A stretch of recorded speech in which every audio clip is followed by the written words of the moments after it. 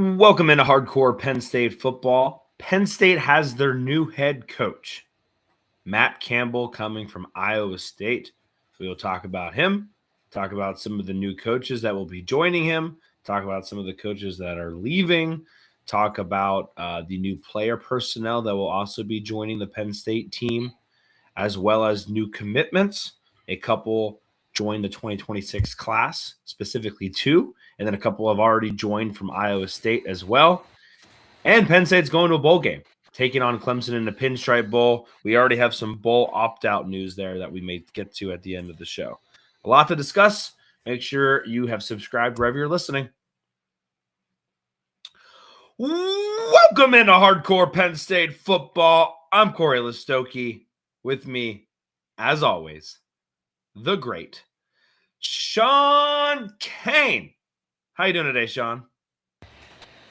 Sinuses are bothering me a little bit, Cory, but there just hasn't been a whole lot of news in the last couple of weeks when it comes to Penn State. So we'll see what we could kind of squeeze out of the episode today. I think we have a couple things that we need to talk about. Also, we do not need to talk about that little voice crack there at the beginning. We will move on from that as fast as we possibly can. It is good to be back. It is very good to be back. Penn State has their new head coach. Matt Campbell, coming from Iowa State, was at Iowa State for a very long time. Was a coach that kind of came up with every big-time coaching vacancy and said no to a lot of people, and was at Iowa State for a long time. If you want to believe Josh Pate, claiming that his next move would be his last move, and he's made that move to Penn State. Shawn, right off the bat, what are your thoughts on this? Good hire, for sure. Fits the program.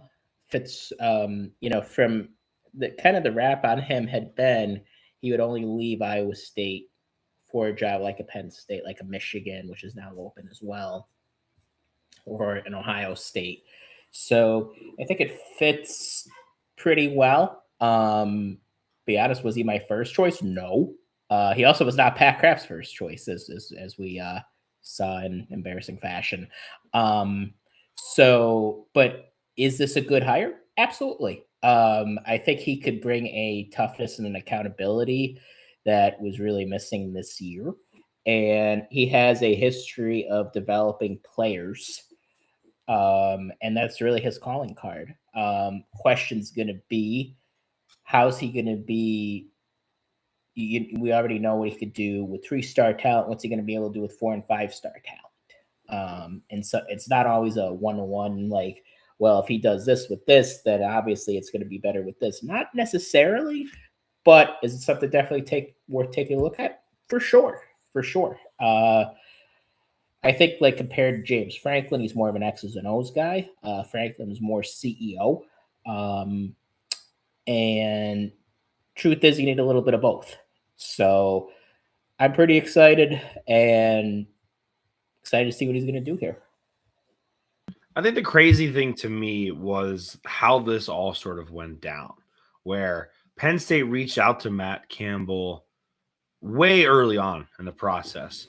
And Matt Campbell doesn't really have an agent in the same way that James Franklin or most of these coaches do. Yes, he has someone that does the legalese and the contract negotiations, but he isn't truly represented in the same fashion. And so the representation for Matt Campbell during the season, in the middle of the season, responded to Pat Kraft with no. Matt Campbell's not interested. Now, Matt Campbell's a hard person to interview, let alone have any sort of head coaching conversations with in the middle of the season. But the answer originally was no.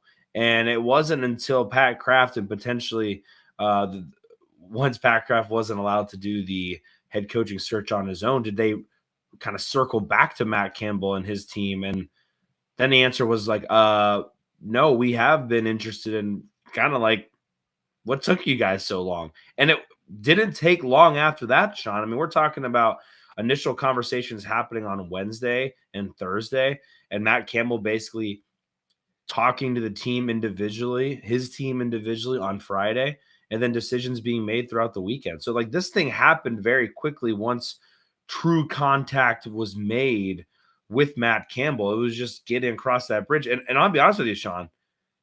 Yes, Matt Campbell wasn't my number one choice, but where we were at this point, 50-something days in, Penn State lucked out in all of this. Like the names we were hearing that they were interviewing at this point were getting embarrassing, just to be honest. And no disrespect to some of those people that interviewed late in the process, but it was getting really, really embarrassing. And Matt Campbell, if you tell me they land Matt Campbell 45 days ago, I don't think I would say it was my favorite, but I wouldn't call it underwhelming. And at that point, 50 days in, this was a huge steal for Penn State. I mean, this is a fortunate bounce for Penn State, and Pat Kraft potentially saves his legacy that he was able to get Matt Campbell to walk through those doors, walk through that gate. Yeah, Pat Kraft was in a lot of trouble before Matt Campbell really fell into his lap. I think we have to be grateful that we have Neely Bendapudi as well, because I think she played a role in this, especially at the end,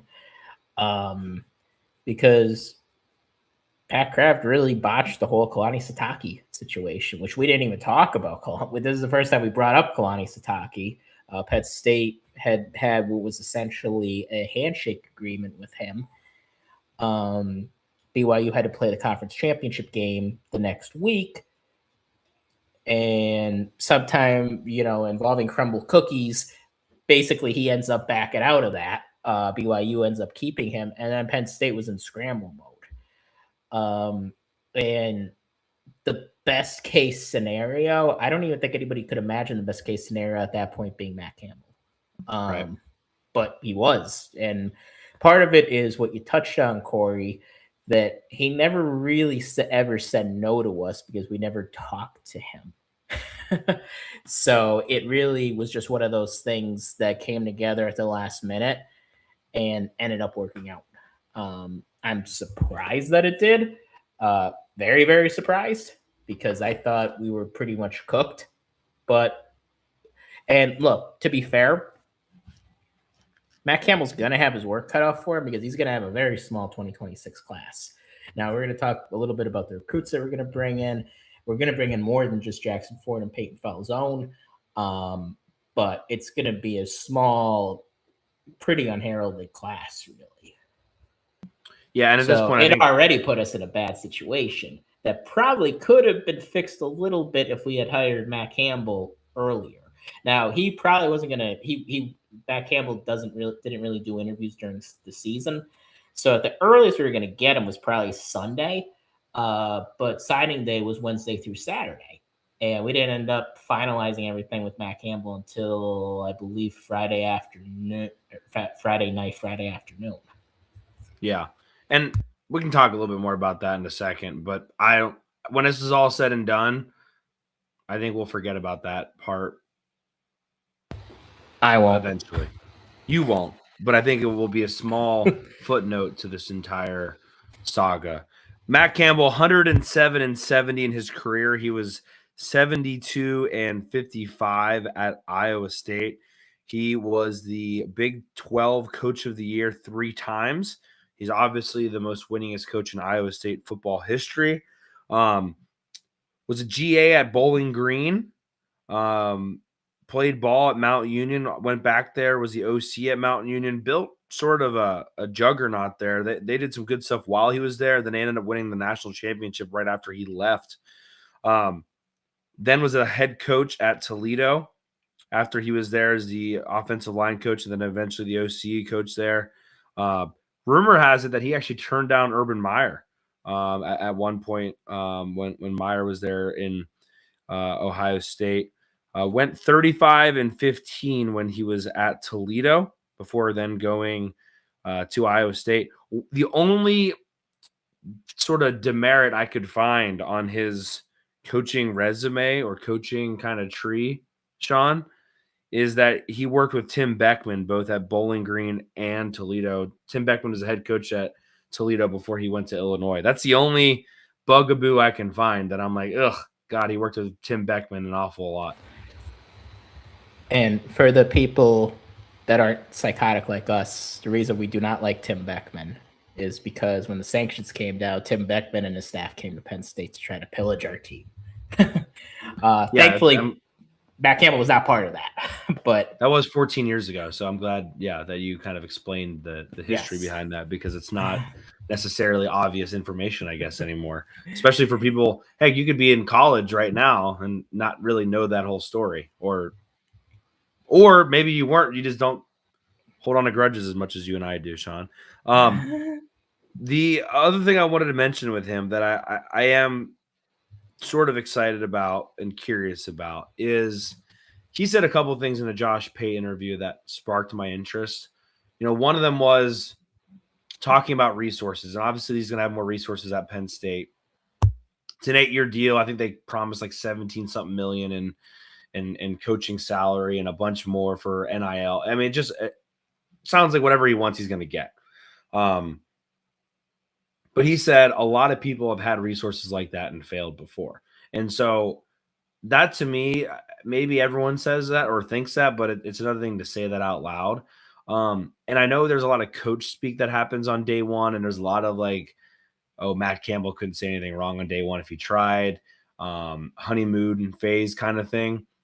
But he really harped on the best fit, the culture fit, bringing in the right people more than I think yes, someone, you probably have to say that once or twice, no matter what, but he really harped on that a lot and talked a lot about that developmental piece.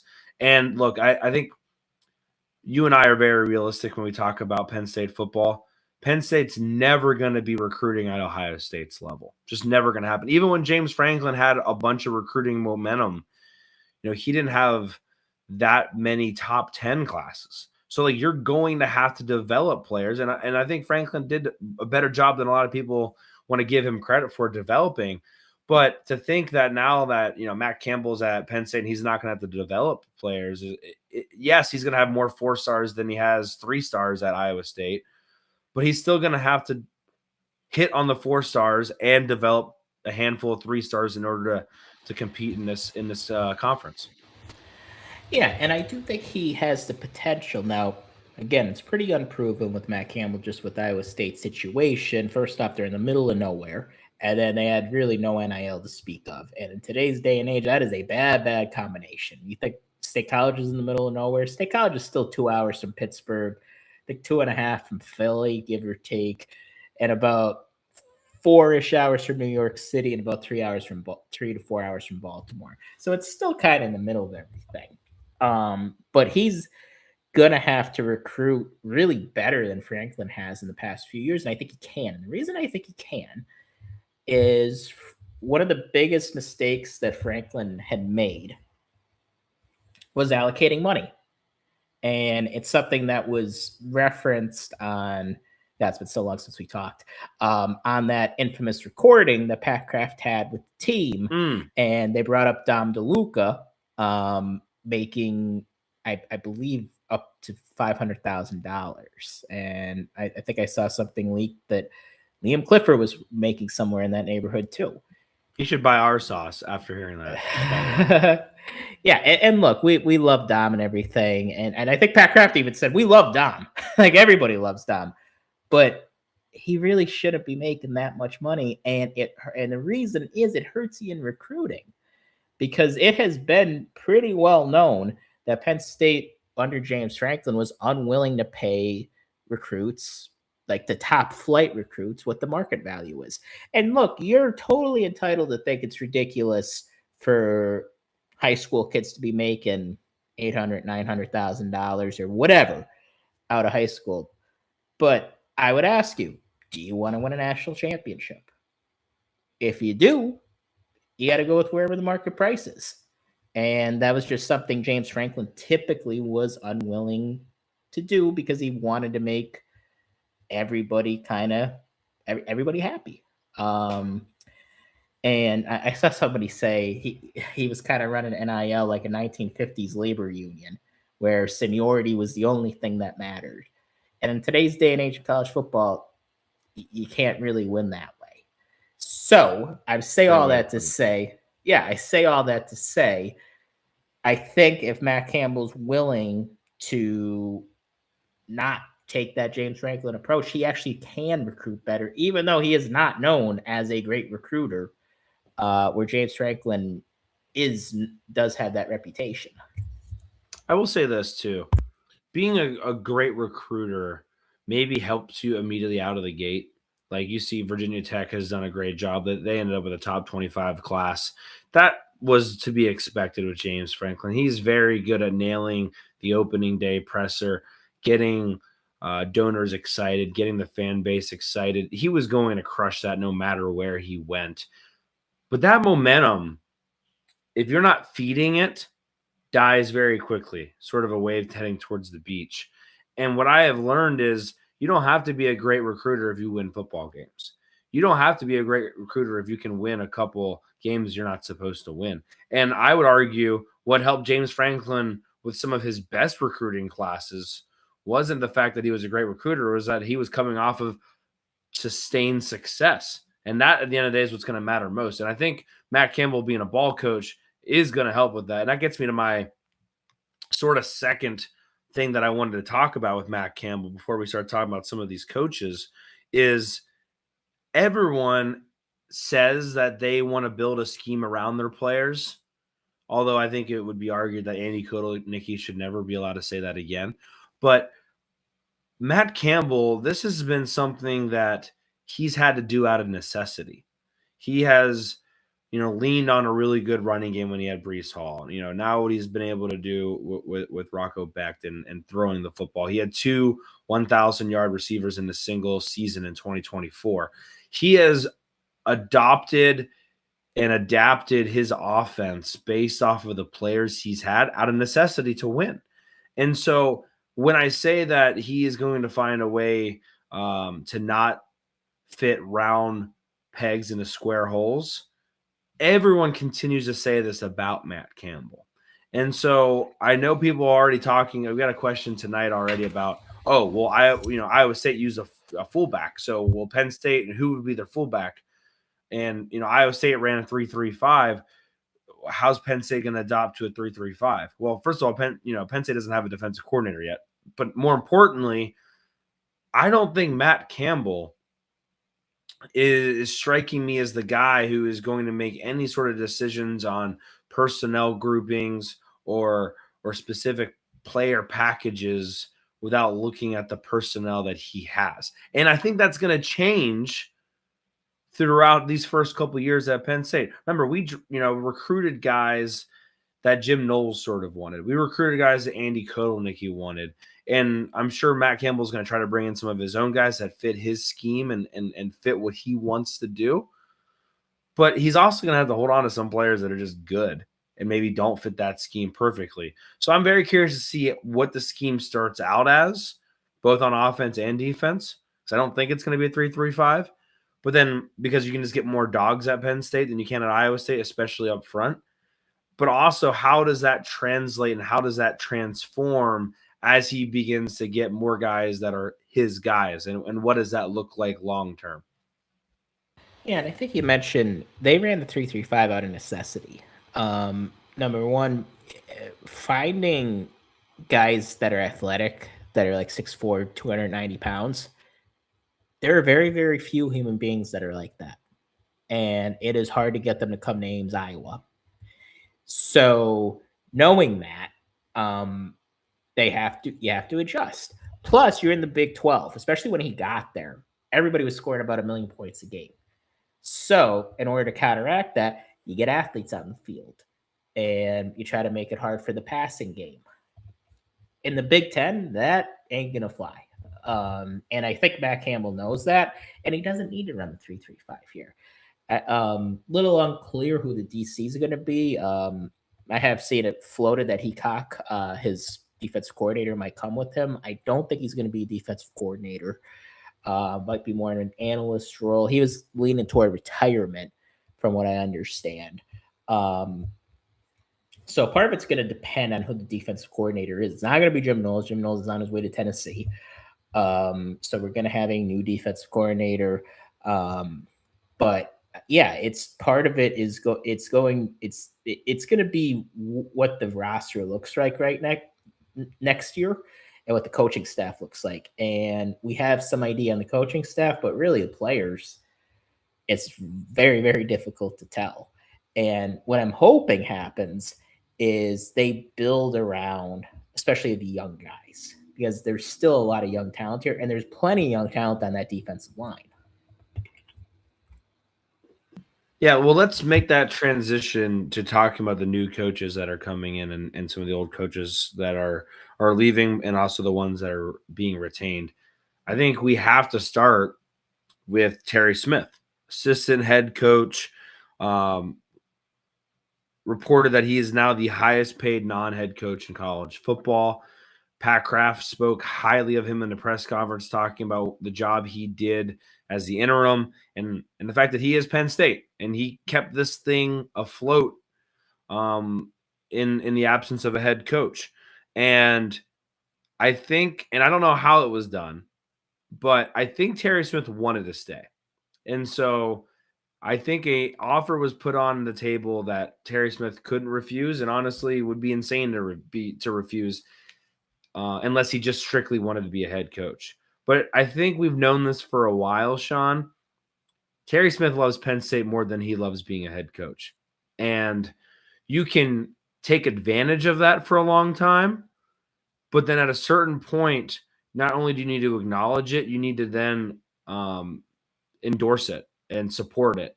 And I think that's what Penn State just did. Say, hey, look, we are going to make it worth your while to stay at Penn State.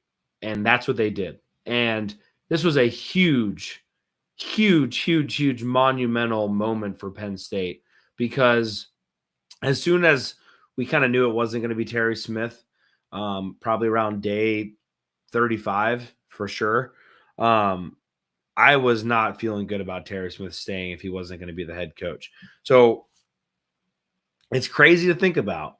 But when all of this dust settles in 20 years, Shawn, and we're still talking on here, Pat Kraft's biggest move, people are going to talk about the stadium. They might be talking about Matt Campbell and the national championships he won at Penn State. But I think the unsung Samwise Gamgee moment for Pat Kraft is going to be retaining Terry Smith. And I think it's going to be talked about a lot for a year or two, but I think it really needs to be discussed probably in the history of Penn State as one of the biggest moments in football history. Yeah, it very well can be because, like I said, there's so much talent on this roster. And I know we went 6-6. Oh, by the way, we also beat Rutgers. I think we'd be remiss to acknowledge we did beat the Rutgers Scarlet Knight in exciting fashion. So Terry Smith at the end of the day went 3-3 as the interim head coach, and the boys played hard for him. And I think over the course of those weeks, it became very obvious that at least the Lions share, no pun intended, majority of the players wanted to keep Terry Smith. And if they didn't, I think it would be a lot harder sell for Matt Campbell to keep a lot of this young, especially young talent. Not to mention the Tony Rojas's of the world, the Amari Campbells. And I think those older guys, it's a little more up in the air if they stay. But having Terry was really a necessity to even have a lot of these discussions for these guys to stay. And one of the guys that we love on here is Darius Dixon. And Terry Smith, it was his position coach. Now, again, like Corey said, we don't really know what his role is going to be. We did hire a secondary coach. So I'm not really sure what Terry's going to be exactly doing on a daily basis. But having him in the building as like a consigliere, as a VP, big time move. And also credit to Matt Campbell because there are head coaches that would come in here and be like, I don't want a divided locker room. Terry's got to go. And Matt Campbell kind of said, no, we need to keep him. And Campbell did talk at his press conference about meeting Terry Smith. Campbell talked about meeting Terry Smith when Terry Smith was a legendary high school coach at Gateway. So they also had a history together. Yeah, I think, I think that's a good sign for Matt Campbell too, that he recognizes culture and that he didn't have to tear this whole thing down. And while we're at it, we're going to say too that they're expected to retain Jordan Lucas as well.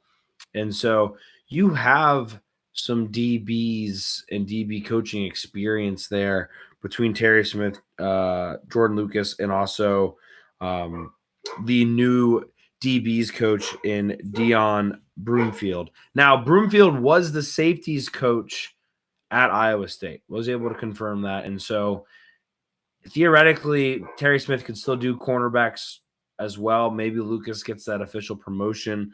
But either way, I would guess that Broomfield sticks to safeties. He was played safety at Iowa State. He's been at Iowa State now for 5 years. Little fun fact, was from Palm Bay, Florida originally. So a little Florida roots there for Mr. Broomfield. Maybe tap into that talent a little bit down south. One thing I didn't mention about Matt Campbell, but just a lot of Ohio ties in general. You'll see that as we kind of go through a lot of these guys.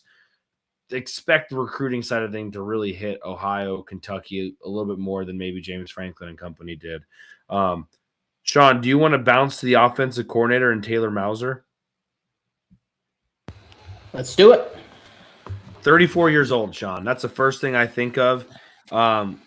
Really only been calling plays for a couple of years now. He is a true Matt Campbell disciple, like through and through, has climbed that ladder, loyal to Matt Campbell to a fault. Will also be coaching the tight ends at Penn State. And we'll talk about where Ty Howell, I'll just say it now. Ty Howell has left to become the OC at Virginia Tech.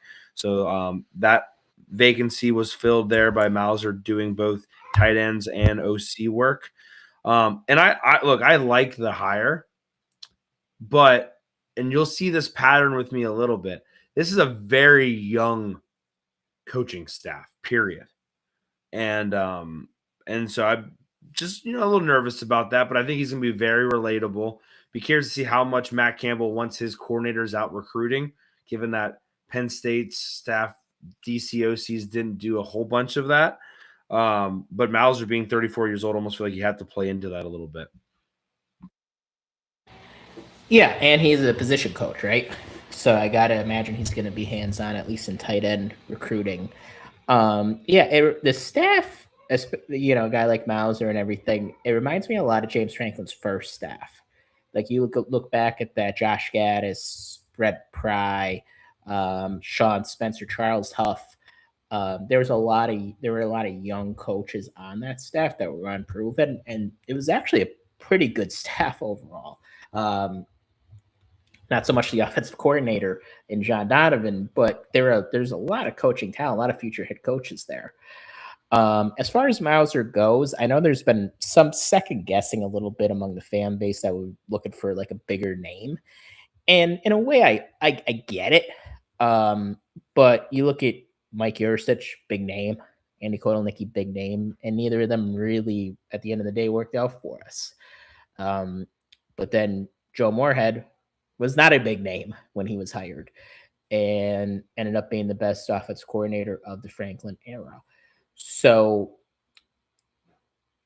what I'm saying is you have to, this is an example of, you got to put a little bit of faith in your new coach, and you got to hope that he knows Taylor Mauser better than really anybody. He's been with him a long time, and that this could work out, because I think it can. Am I saying that it's definitely going to work? No, but I'm willing to put my trust in Matt Campbell for now, because he hasn't done anything to lack of a better word, betray that trust so far. I think alignment is big too, right? I mean, if it's a no name from somewhere else, I'm a little bit more nervous, but I think alignment, and I don't think you're going to have a James Franklin, Mike Yurcich situation where Mike Yurcich is just literally not listening to what Franklin's asking. That's not going to happen here. And so if it's going to be wrong, it's going to be wrong from the top to the bottom. At least it's not going to be any sort of insubordination going on or anything like that. The quarterback's coach, Jake Waters, I think that was reported by Nate Bauer and maybe potentially leaked on X by somebody else. But Jake Waters and reportedly Trace McSorley will be retained in some role. Waters bounced around a little bit, but had 2 years at Kansas State, which is kind of where he's known, quarterback there. Really think that, again, it's another young guy, hasn't necessarily been, coaching quarterbacks for an extensive period. But again, like compared to like a Danny O'Brien, I'm willing to take a risk on that. So all I can say is he was very successful when he was at Kansas State. I want to say he had 55 total touchdowns when he was at Kansas State, both passing and running. I don't want to say he's Trace McSorley-like because that seems lazy. But the only sort of maybe yellow flag is that he's only been a QB's coach for 2 seasons. I know another guy that was a quarterback coach for 2 seasons. Who? But he left us. Danny O'Brien. Was he only there for, well, I guess he was technically only QB's coach for 2 years. Technically. Yeah. But yeah, again, it's another example. If Matt Campbell thinks that this guy could do it, I'm all right with putting my faith in that for now. And here's the thing, guys. You have to keep 2026 in perspective. I think you're an insane person if you expect us to win the national championship next year, right? Like, expectations are going to be different in 2026 compared to 2028 or 2029 or 2030. So part of this is Matt Campbell bringing, like you said, bringing the culture over, and then he's going to evaluate here to see, okay, is this guy is spotlight a little too big for this coach? Could this guy thrive here? And that's going to be part of what 2026 is. So part of it is going to be a little bit of experimenting. And another thing to remember too is it's very likely that Rocco Becht, Iowa State's quarterback, could hit the portal. And this is his position coach. So again, we talked about alignment. That would be alignment right there as well. We like alignment around here. Running backs coach is not official. 2 names that I would know. Jeff Nixon, who is currently OC or assistant OC and RB's coach at Syracuse. Obviously a Penn State guy, originally from State College originally. I think both him and Matt Campbell followed each other today on X for what that's worth. And then another name that I would throw out there too is Elijah Brooks. Was a Virginia Tech running backs coach, but was not retained by James Franklin. And he is from DeMatha and also coached at DeMatha, which Penn State has had a massive DeMatha pipeline for a long time. Basically since we've been doing this podcast, maybe even before the podcast. So those are 2 names there. The thing about Brooks, Shawn, I just mentioned all of the recruiting to Ohio. We mentioned Ty Howe leaving. I don't see anybody so far, and I know we haven't really got to the defensive back or the defensive room yet, but I don't see a bunch of people on here that recruit the DMV area. And so, yes, a little bit with Nixon, definitely with Brooks. Would you get a bolstering of recruiting in the DMV area with Elijah Brooks? That I think when you look at this coaching staff, you hit Ohio pretty well, you hit Kentucky pretty well. We'll talk about Clanton in a second, but where he's originally from, but you also Broomfield, has some Florida ties as well. You don't really have anything in the DMV area yet. Yeah, and Penn State has historically recruited the DMV quite well. It's kind of Penn State's superpower a little bit in the Big Ten is they have that connection to the DMV more so than pretty much any other Big Ten team outside of now the Maryland Terrapins. But Penn State has that connection not only to the Midwest, but they're also able to get down the Atlantic coast a little bit. So yeah, I think it's imperative to have a guy here that has those connections to that area. I always love when you give me a geography lesson on a DMV because I desperately need it every time. Yeah. I mentioned Clanton. Let's just go there next. Offensive line coach Ryan Clanton, one of the first guys that jumped on board. If he wasn't on the plane with Matt Campbell, he was already had his tickets booked and his bags packed because that was a name. I think he may have, was removed from the Iowa State coaching directory almost immediately. So Clanton must have been an immediate yes as soon as Campbell asked. He's been at Iowa State, I believe, for 3 years. In those 3 years, his offensive lines have only allowed 51 sacks, which is 8th best in that time span. He also played ball at Oregon under Chip Kelly, who was there for their heyday. Like, I want to say, now he didn't play a bunch, but I want to say he was there for the national championship and then Rose and Fiesta in maybe that order. And he's originally from Bakersfield, California, which is actually not far from where I had to go for work the other day. And he played football in San Francisco. So a little bit of California ties there. And also coached at University of Northern Iowa as well. So still some Midwest ties as well. So Clanton's a guy, football dude. In his profile, he has this thing with chains and dogs in all caps. Phil Trotwine's gone. Obviously, if they have a new offensive line coach, he headed to Florida, which I think would inevitably was going to happen at some point. And not that we liked Phil Trotwine, but Shawn, one thing that I felt we always were a little hesitant about was the lack of dogs. And so it seems like Ryan Clanton could be literally the complete opposite of, if there's 2 ways to skin a cat and still be successful, Phil Trotwine's way and Clanton's way. When I say that they're complete opposites, I don't mean Trotwine's bad and Clanton's good. I mean they're both good, and I think Clanton just does it a completely different way from what I've gathered in the days of research that I've done so far. Yeah, that's why Phil Trotwine needed Frank Leonard. It always comes back to Frank Leonard, which was also mentioned in that recording.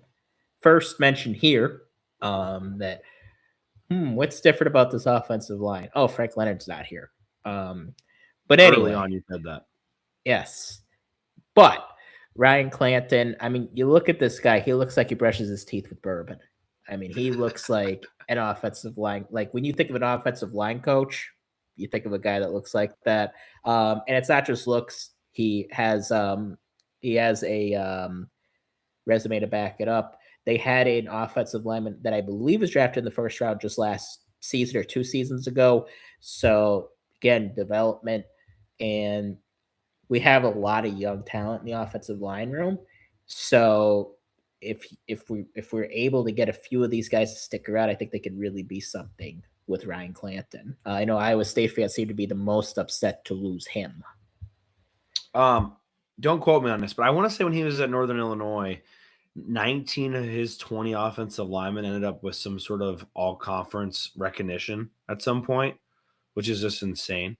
Ryan Clanton, guarantee you he drinks Black Rifle Company coffee. Like, guarantee it. Like, I would put money on that's coffee he's drinking. Chris Powell on YouTube says the new offensive line coach might be the next Joe Philbin. No joke. So, Chris, appreciate you being here. If you're watching live on YouTube, make sure you have liked the video and you've subscribed.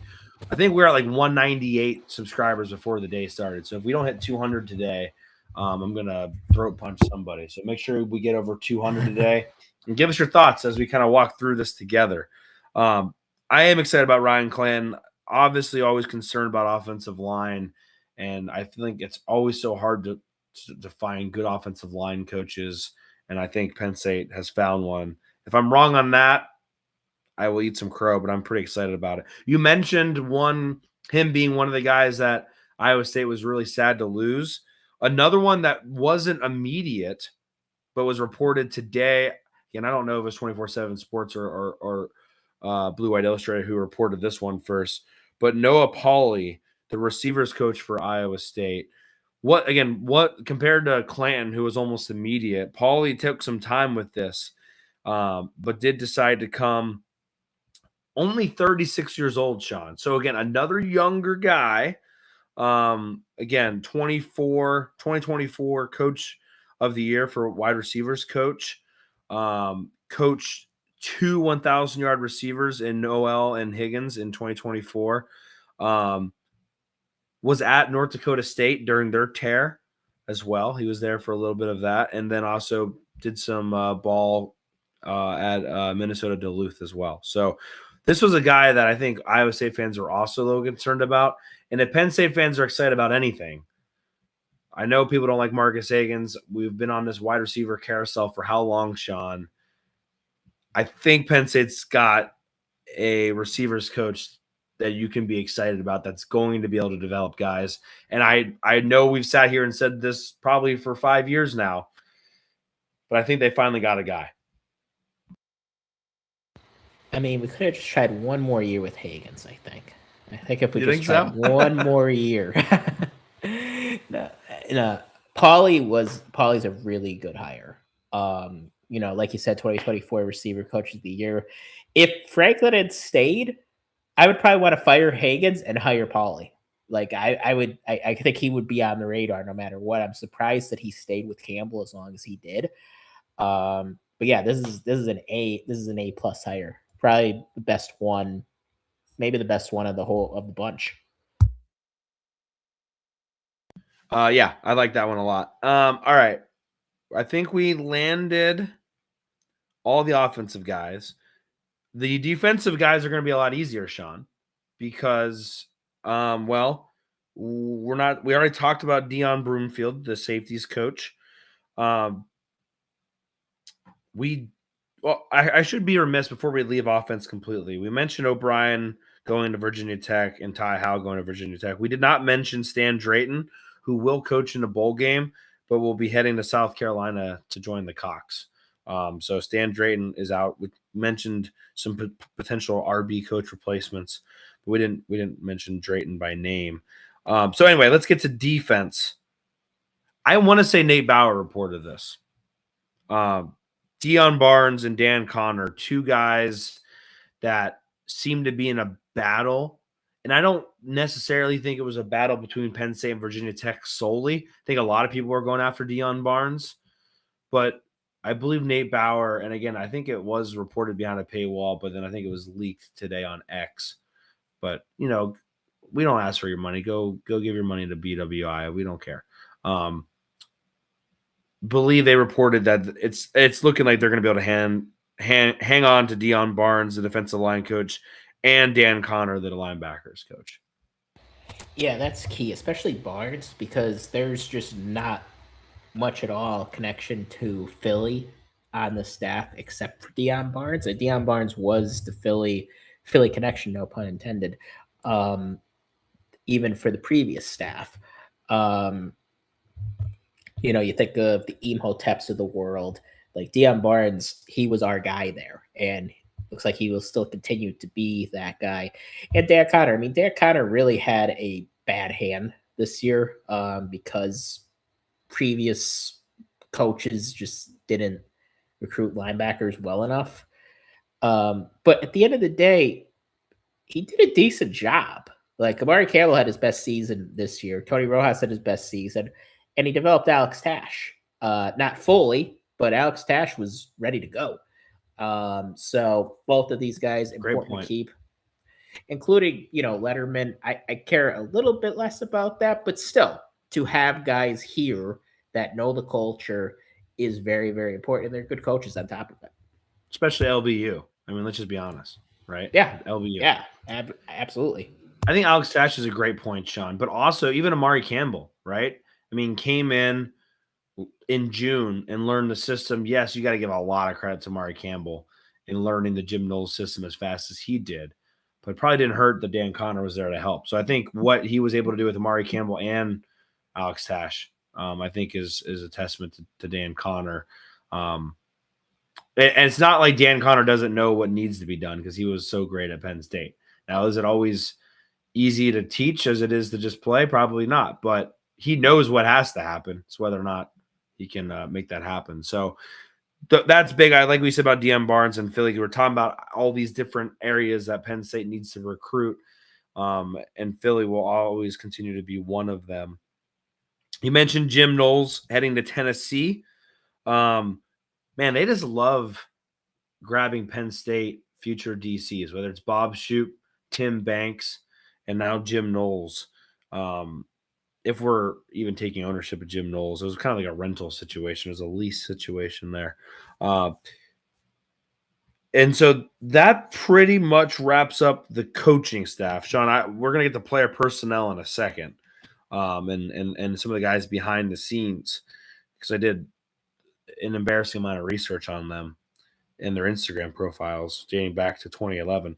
But before I do, I just wanted to make a note that we have not heard anything about special teams. Nothing about Justin Lustig. As far as have you heard anything, Shawn, about whether he's coaching in the bowl game, or it's been extremely quiet? And how good he was this year, I think it's an obvious slam dunk retain if I'm Matt Campbell. But I believe it was Mike who had mentioned that they didn't have a true special teams coach at Iowa State. They almost had like an analyst role for it. And so I'm very curious to see how Matt Campbell plays this. I would assume that James Franklin and Virginia Tech's going after Lustig. And I would assume that if I'm Matt Campbell, I would do everything I could to keep Lustig as well. But it's been very suspiciously quiet. And different coaches emphasize special teams more. And this is one thing that I liked about James Franklin was he did emphasize special teams. And every coach says that they do, but not every coach really does in practice. Like if we have an analyst handling it, Matt Campbell doesn't care about special teams that much. And look, I'm not saying that's a horrific thing. Joe never had a special teams coach either. Nick Saban's special teams notoriously weren't very good, especially when it came to kicking and punting. But preferably for me, and I'm not Matt Campbell. Matt Campbell knows more about football than I do. I would rather have a special teams coordinator. A little bit of more football. I don't know, Shawn, if he actually knows more about football than you. Like, I don't know. Maybe about playing it, but otherwise, I would say it's pretty close. Yeah, I'm with you. I would prefer to have a special teams coach, and I would prefer it to be Justin Lustig, just to be completely honest with you. So I don't know if I need to get a retain Lustig shirt, but maybe we can work on that, get it in our merch store that we have not opened. All right, let's go over to the behind the scenes folk, because I was talking to my wife. I was like, I got to learn all new names for everything. Like I tweeted this before the show started. Like I did more research for today's episode probably than a season preview, because there was just all the names are new, and it's just like starting all over again. So let's go through this best we can. Coming over from Iowa State, all of these folks except for one came from Iowa State. So let's just get that out of the way. Football chief of staff Skip Brebnick was at Iowa State for 10 years. He was a GA at Toledo, and again is originally from Ohio. Highly thought of. He's kind of the Andy Frank of this operation. The guy who's kind of been Matt Campbell's right-hand man for a long time. It is the loyal kind of compadre to this entire thing. Shawn, you can cut me off whenever you want on these. If you want to let me just tear through, fine. If you want to just kind of chime in, just cut me off. Yep. General manager Derek Hooger. I starred this guy because this is a guy that, from what folks are saying in this space that I'm not as familiar with, but I think is really cool. This was a name that a lot of people had interest in. Notre Dame, Michigan had interest in potentially getting this guy. Been at Iowa State since 2011. And I think is a guy whose role is probably going to change. I think at Iowa State, and Matt Campbell mentioned this, Iowa State, everyone kind of had to do everything because they didn't have the resources. Yep. And so Hoosier knows how to do everything, NIL-wise, contract-wise, all sorts of stuff. And so be very curious how they use him moving forward. But this was a big keep for Matt Campbell. Who's your daddy? Yeah, this is yeah, he's very highly thought of. I wasn't familiar with him before this, but after hearing what Matt Campbell said, like they had to handle everything themselves. And keep in mind, like at Penn State with NIL deals, they like the coach and the GM, they weren't really involved in like crafting them. Where at Iowa State, Matt Campbell, Derek Hoosier, like they had to handle all of that. Like there wasn't a whole staff just dedicated to that. So happy with the hire. And then I think he's going to work very well with the assistant GM as well, who I'm also excited about. Lambda says, "We're the hood, we're the hood, we're the hood at." So there's that for you. Director of Sports Performance Operations, Aaron Hillman. This is basically Chuck Losey's role. Chuck Losey left to go to Virginia Tech, which is not surprising. I will miss the mustache. Hillman spent 4 years at Iowa State. I'm not going to sit here and say I know anything about fitness. I need to go do fitness myself before I can even comment on this. Some folks in the Iowa State circles are like good riddance because they claim that Iowa State averaged the most injuries the last 2 years. I don't really know how you can necessarily blame that on Hillman necessarily. But maybe you can, and maybe this isn't a good hire. If we're going to point at one and say, no, it's not, maybe. But I know nothing about it. All I know is he's at Iowa State for a decent long time. Strength and conditioning is Reed Kagi, an Ohio native. Him and the assistant strength and conditioning coach, Brandon Pietrit. How do you say? Do you know how to say his last name, Shawn? Is it one of those Slovenian names where is there a Zich in there somewhere? What's that? Yeah, probably. Sorry. Like Piedridzic, maybe? No idea. Sorry about that, Brandon. Both of these guys have been at Iowa State for 3 years. They both were at Boise State and Oregon before that. The thing about Brandon, he also spent a little time as an athletic director at a prep school down in Arizona as well. So a little fun fact for you there. So they bounced around a little bit, but Reed, Ohio native, and so that's a little bit interesting there as well. Director of Player Personnel, Trent Slatnow, 4 years at Iowa State. Started as a student assistant at Iowa State. So he's, again, another guy who's just come up the ranks at Iowa State, been there from the get-go. Now, and finally, I want to talk about my favorite person that they brought on. And I think this is the slam dunk, the one I've been drooling over. Would love, and I don't know if the new coaching staff is going to like us any more than the previous coaching staff. My bet is probably not. But if we could have anybody on the podcast, and this is my official request, I would love to have the new recruiting assistant, Jack Griffith, on the show. I'm fascinated by this guy. I'm not even afraid to say I have a little bit of a man crush on this guy. He was at Cincinnati for 3 years. During that time, he oversaw the transfer portal operations, did a wonderful job when he was there at Cincinnati. Before that, he was with the New York Jets for 1 year and was smart enough to get out of there. So I applaud him for that. And before that, he was at Ohio State. He's an Ohio native. We'll forgive him for that. He also was at law school for 2 years before he dropped out, which I think is tremendous as well. And then finally, he also developed Stadium Quest, which is like a like Goodreads app for visiting stadiums. Instead of like reading books and, bragging to your friends which book you read. It's an app where you can rate stadiums and see what arenas you've been to. It's a pretty cool idea. And he helped develop that or right in that. And so seems like a really just fascinating dude and is going to be a part of the talent acquisition potentially, coincidentally, ironically, Brandon Sorsby, the quarterback for Cincinnati, also hit the portal today, which I know there's a lot of he's going to go to Texas Tech, but I think there is something worth at least mentioning there. But Jack Griffith is a guy that I'm very excited to see, and I probably won't hear much about him ever. This is all behind the scenes. But regardless, that's somebody that I'm salivating over, Shawn.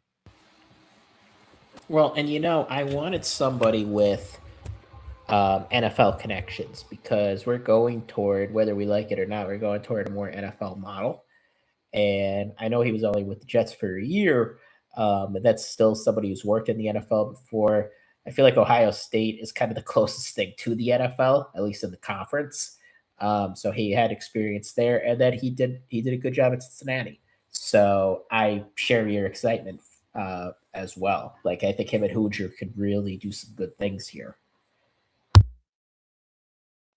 We like good things.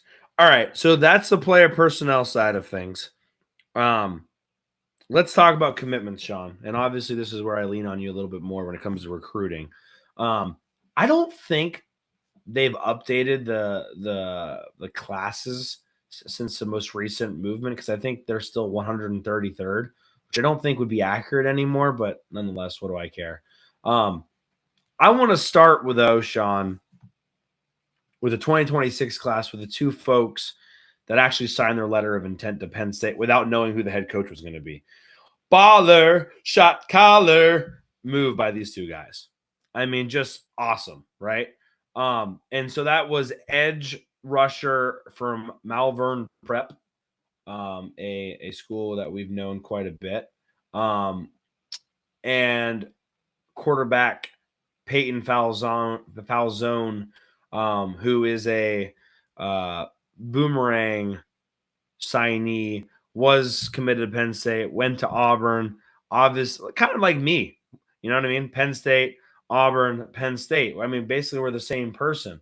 And committed to Penn State, and Terry Smith had a big part of that. 4-star guys, depending on where you look. Also, Shawn, he's from Nazareth, so you can make your joke in a second. But these two guys signed without knowing who the head coach was going to be. And by the way, look, I want to commend them, first of all. So let me give a second for commending. But then let me just say one thing.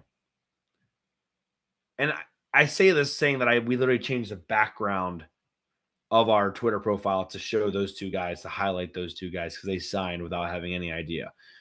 So I respect all of that. But may I just add that also from a business perspective or from a wagering perspective, it was a brilliant move. It was a fantastic decision for Ford and Falzone to commit to Penn State. You get to say you're two guys that believed in Penn State when no one else did. You're obviously not going to have as much competition, although that changed a little bit for Falzone in the quarterback situation very quickly once they did get Matt Campbell. But like you mentioned at the beginning of this, the 2026 class is probably not going to be 25 commits. You're probably not going to have as much competition. And you were going to eventually get a head coach, and things probably weren't going to be bad, and you were still going to be at Penn State getting a world-class education and playing in the Big Ten and also in front of 100 and something thousand people. There was a lot of good things no matter who the head coach was going to be. So, yes, they went out on a limb, but I would argue that limb, even if that limb were to break, it wasn't going to fall down into anything that was too harmful, if that makes sense. Yeah, they also have to be a little bit crazy because they committed to a coaching staff that didn't exist at the time. And I appreciate that. That shows they really love and care about the place. And yes, they could end up really, really working out in their benefit. And real ones are going to remember these two guys forever, no matter how their career turns out, that they committed to us at a really, really down time. Yeah, absolutely. All right. So they got the two commits. Everyone thinks that the sky is falling. not great, obviously, for the future. What does it really matter anymore, though? Because schools can release players from their letter of intent, which makes you kind of question why they even soft commit to begin with, and then why do they even sign a letter of commit of intent anymore?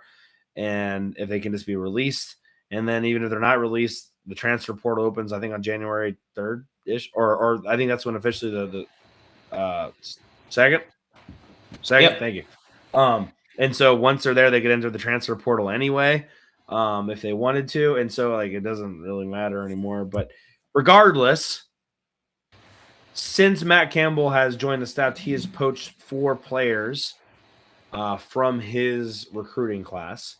That is safety Tyrell Chapman and safety Bryson Williams, both 3-star guys from Nebraska, which begs the question, is Penn State just a couple more recruits away from having a pipeline to Nebraska of all places? I don't know. I don't know anything about these schools. Omaha West Side and North Star in Lincoln, no idea anything about those high schools because I don't know if Penn State's ever got anybody from those high schools before. Either way, I don't know how much talent Nebraska has in state anymore. But both those guys are top 10 guys in the state for whatever that's worth. There might only be 50 people in that state compared to the thousands of husks of corn. But regardless, they got 2 safeties right off the bat, tall safeties, 6'4" and 6'2". And then they come back and get the number 1 punter in Lucas Tenbrock from Illinois, 6'6", Shawn. Has someone told anybody that you don't have to be this tall to play punter at Penn State? Like, this is not Knoebels. No, we need to carry on the tradition from Gabe. And then you look at Bryson Williams, too. He's 6'4". Tyrell Chapman is 6'2". So name of the game, really, with these 3 guys. And K7, 6'2", that's about average for quarterback. Height. Like, we are not going to have small safeties with Matt Campbell if these 2 guys are any indication of the future. And I guess the continuation of the tall punters, that's going to be something that can what do you call it? Tradition? That Precedent? continuity, that tradition, that precedent, yes, is going to continue here in the Matt Campbell era. Obviously, I think people's eyes are going to go to 3 stars, but again, these guys are from Iowa State. I think part of what Matt Campbell's doing right now is he's looking at guys from Iowa State from his recruiting class because he's not going to take everybody because he knows, all right, Iowa State's different than Penn State, Big 10 versus Big 12, blue blood or near blue blood program versus Iowa State, not a blue blood, not even close. Who could work here, who can't, and he's going to take hopefully the best players that he possibly could get his hands on. Yeah, and then let's talk about Casey Evans. Lexington, Texas.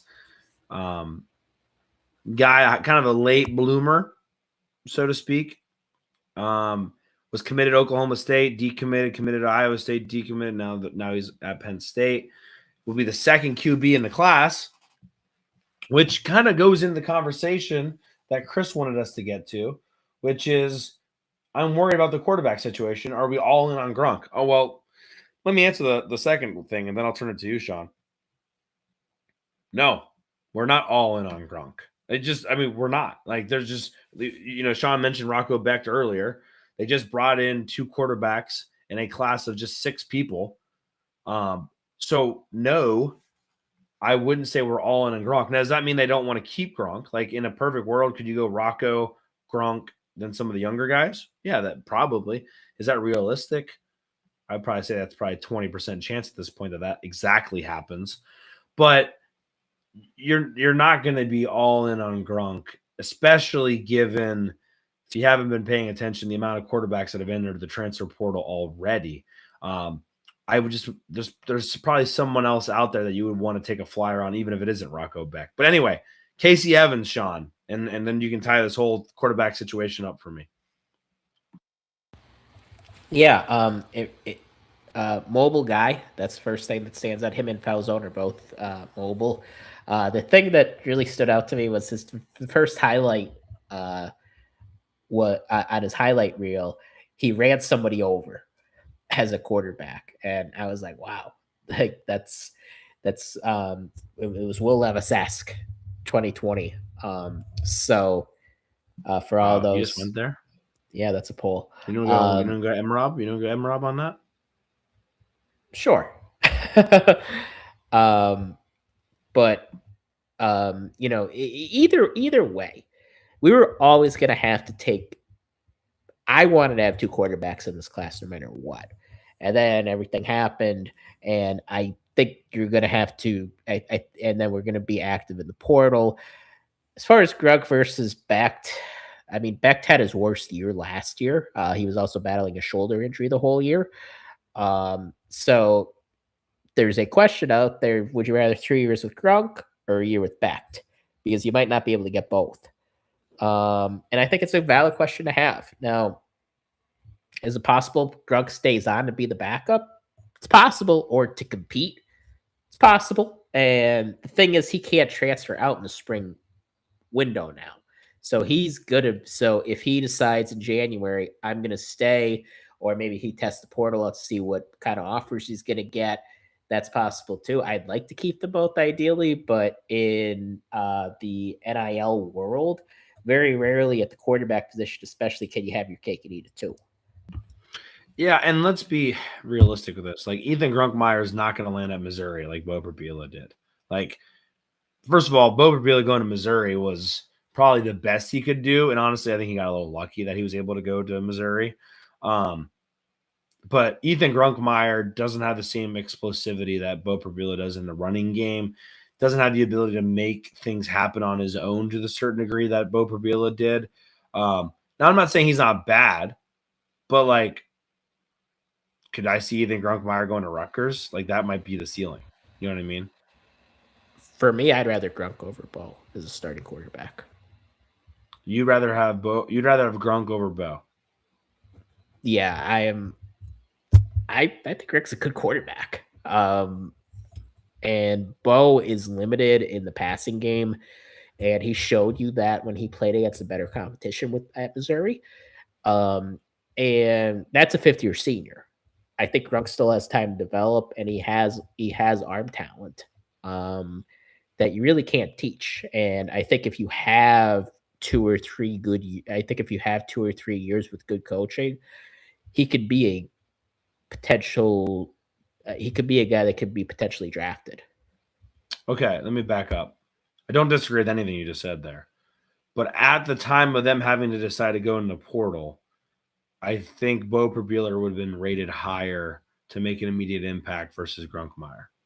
Like, just solely because of his legs. Yeah, I think the mobility in today's day and age is going to sell a lot of people. So yeah, I think we both may be right. We both might be saying the same thing differently. So yes, right. Yeah, that's true. Rocco Becht, by the way, like you said, injury. He did have labrum surgery on his non-throwing shoulder, I think last week. So I also had labrum surgery that ended my football career that was going to be so extravagant. But it did actually, in all seriousness, labrum surgery on your throwing shoulder, which mine was, I was never able to throw a baseball as hard or as far ever again. So glad it was his non-throwing shoulder, which I'm sure he probably got better treatment and cared about his PT a lot more than I did. So that's the quarterback situation as it speaks. That's the 2026 class as we speak. The only other thing I wanted to mention, Shawn, is another name to maybe pay attention to is Iowa State, commit right now, Elijah Reeder. He's an edge guy from New Jersey. Another 6'4", 6'4.5" guy. 3-star guy, number 9 in the state of New Jersey. Obviously, that one makes a little bit more sense from a just straight up proximity to home situation there. And if you want to get kind of cute and fun with it, just mentioning that Ryan Clanton, the offensive line coach, is from Bakersfield, California originally. They do have another athlete, Malcolm Watkins, 3-star guy from California, from Bakersfield, California, for whatever that may be worth. Probably nothing.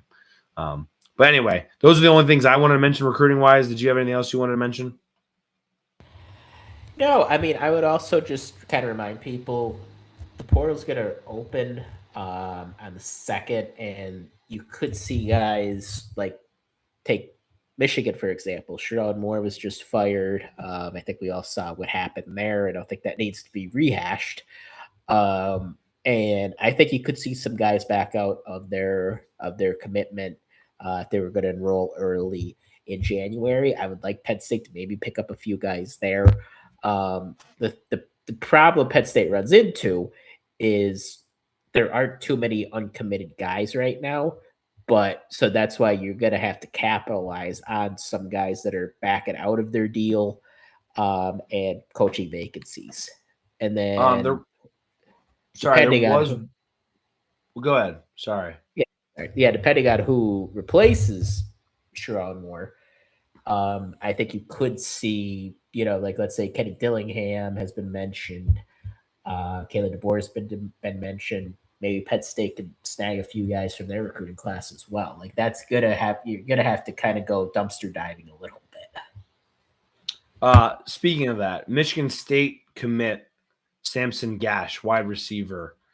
Good poll. Yes, he's a guy that I believe it's down to Iowa State, somebody, and Penn State. I forget who the third person was. Maybe I don't think it's Michigan State, but maybe it's Michigan State and someone else. But obviously, Michigan State fired their coach.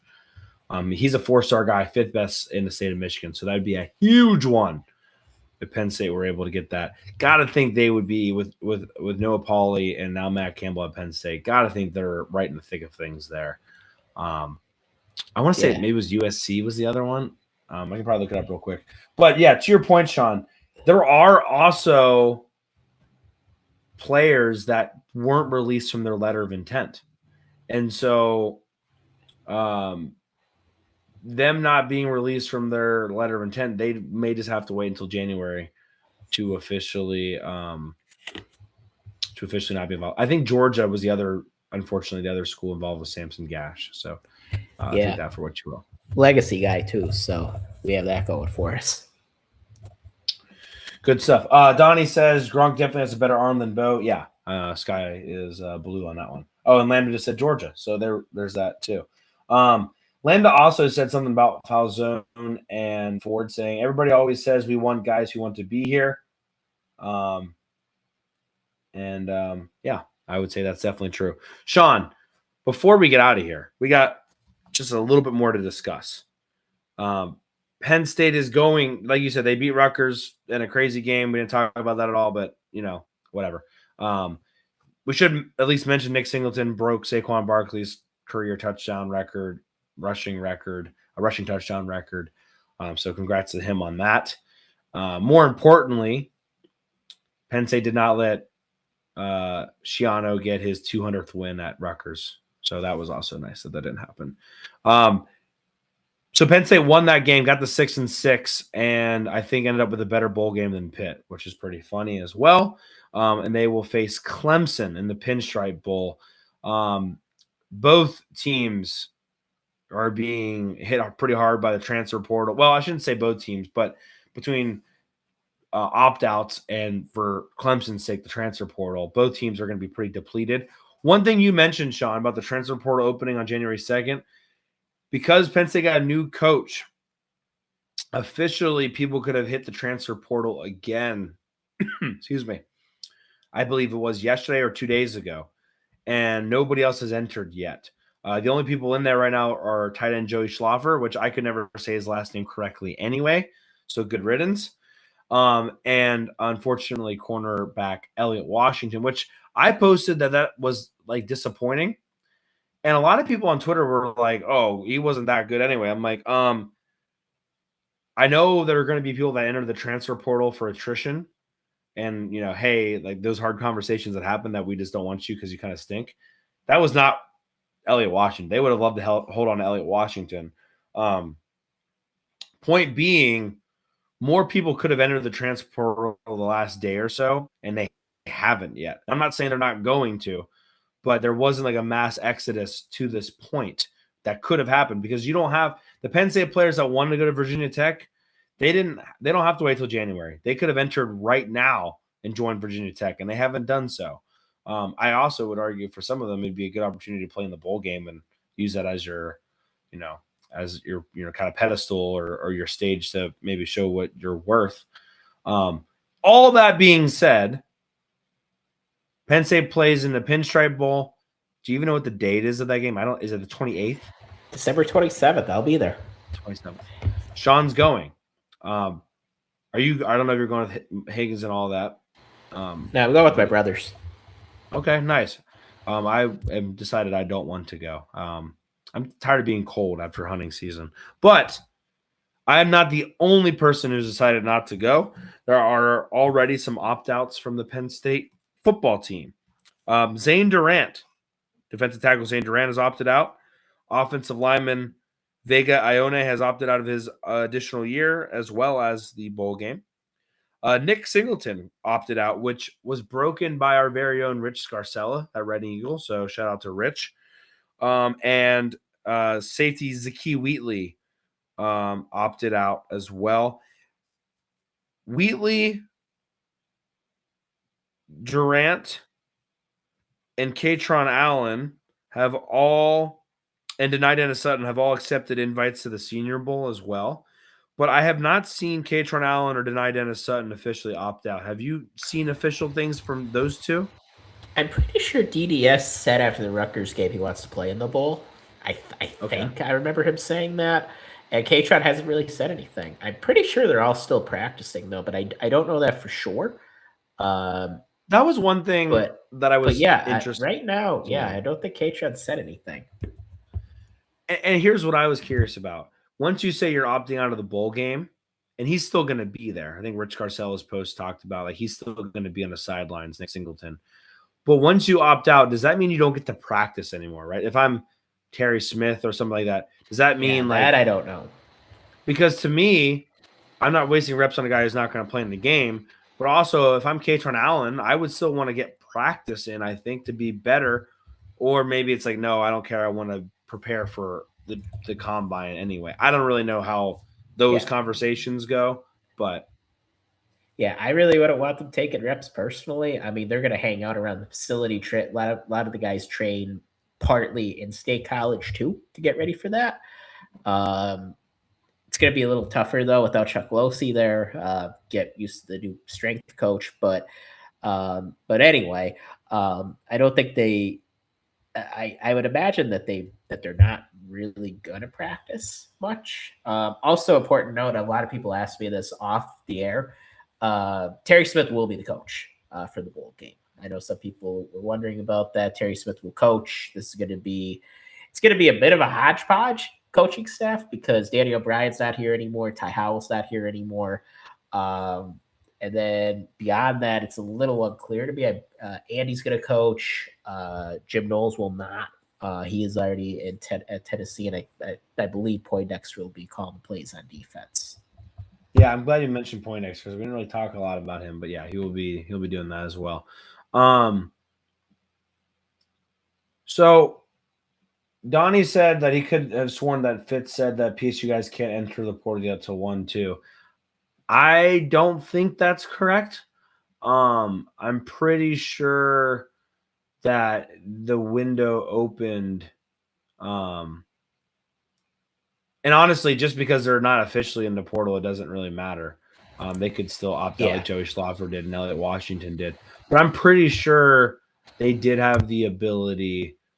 And I do think technically it wasn't like when Joey Schlaffer entered, he entered like the waiting room. Elliot Washington has actually officially entered the transfer portal. He's considered like the 23rd best player in the transfer portal now. So I do think they are in the transfer portal.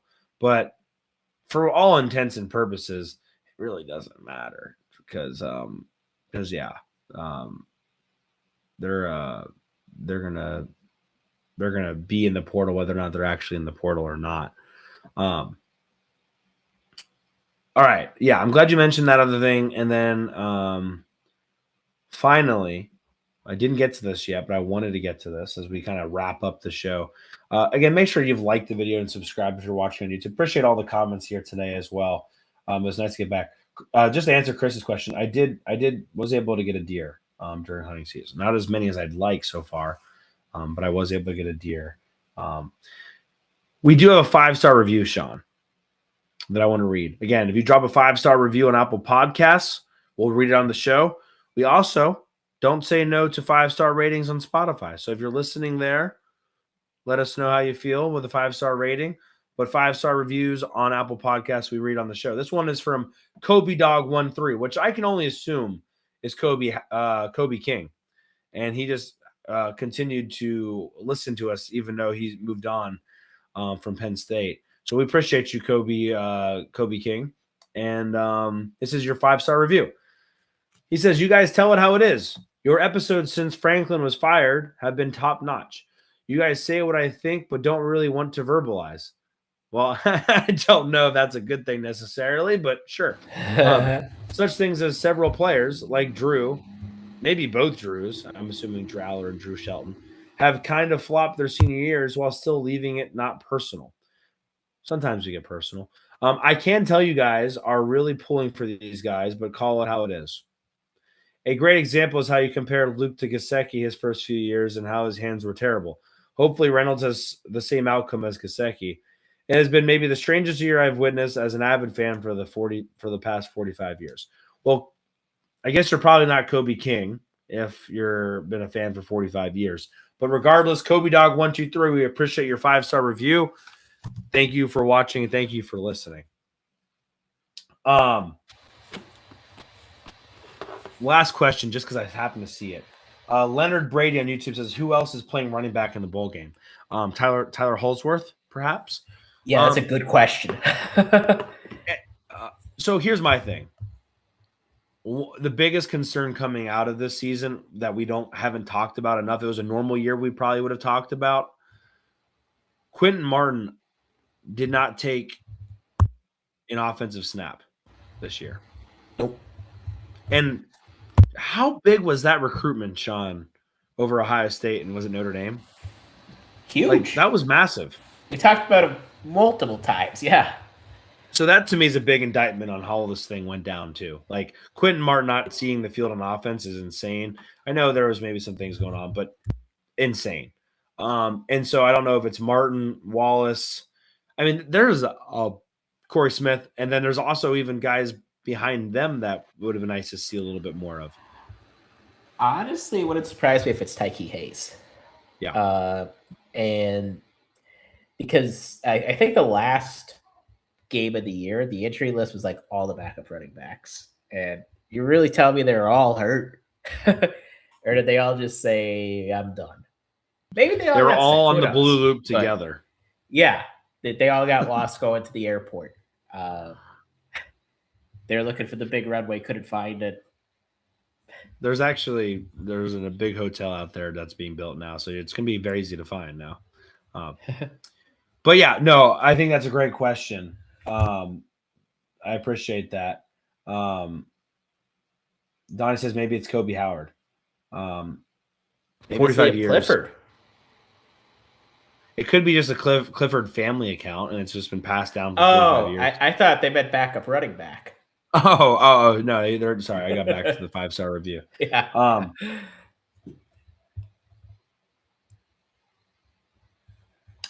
Here we go. This is from Keep Chopping. Has solidified what Donnie confirmed. Portal not open for coaching change rule. Quote, when a new head coach is hired, portal opens 5 days after the coach is hired, provided that occurs between January 2nd and June 30th. So there you go. Okay. So Donnie was right, Corey was wrong, and Keep Chopping provided the clarity that we all needed. Maybe we should Keep Chopping should be our stats and info guy moving forward. I don't know. I want to say that was one of Mel Tucker's slogans at one point. Or was that Cristiano? I don't know. Yeah. And look, we're gonna have 2 episodes this week. We're gonna come back Wednesday night. We didn't even have a chance to talk about Sharon Moore, which I cannot wait to get into, but we're not going to talk about that today. Michigan man. Just fantastic. And Lambda said the running backs are just injured with bruised egos. So that's where we're at with this show. Thank you guys so much for being here. Obviously, appreciate the awesome support on tonight's show, given that we haven't been live for quite a while. If you're not following us at Hardcore PSUFB, make sure you're doing that on X. That's the best place to find us. We'll be back Wednesday night for another episode. Hope you had a good Thanksgiving, and hopefully the holidays are in full swing for you. Keep chopping. We'll have our people talk to your people about potentially getting you to be stats and info moving forward.